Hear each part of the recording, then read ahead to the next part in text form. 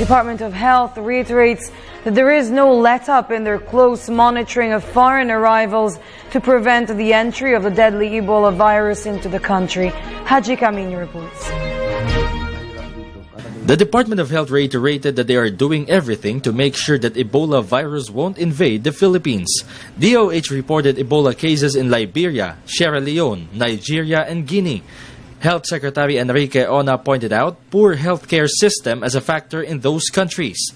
In line with this, the Health Department coordinates with the Department of Foreign Affairs to monitor overseas Filipino workers coming from those affected countries who want to go home. Ang ating concern nga is to make sure na yung ating mga workers doon don't get the disease or bring the disease here, especially if they come here at sila ay within that so-called incubation period. So meron tayo ngayong programa which we now have agreed upon with DFA and even with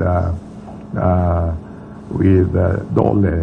Nang ating advice sa ating mga Philippine workers doon is that they should be checked to make sure that they have not had any flu-like symptoms for the past 2 weeks before they should come back here in the Philippines. Ona explained the procedures that OFWs will undergo once they arrive at airports or seaports.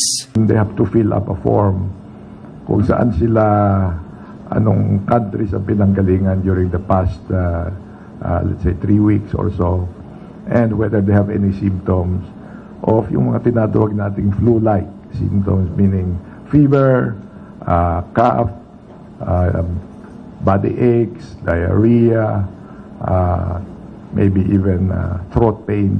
So in short, symptoms that are very similar to a bad flu. Kasi sila ay ating babantayan. So in short, we have a program now for our workers who are there, at including yung ating peacekeepers under the United Nations. DOH released an advisory in cooperation with DFA that prohibits the Filipinos to travel to West Africa. Secretary Ona added they already have a protocol for affected OFWs, assuming they confirmed an Ebola case. Meron na kaming parang protocol from a particular time. Let's say meron isang pasyente that may be identified as either suspect or confirmed case of Ebola virus. Kung paano sila, saan sila ilalagay, dinadalhin. We have several thousand now of the personal,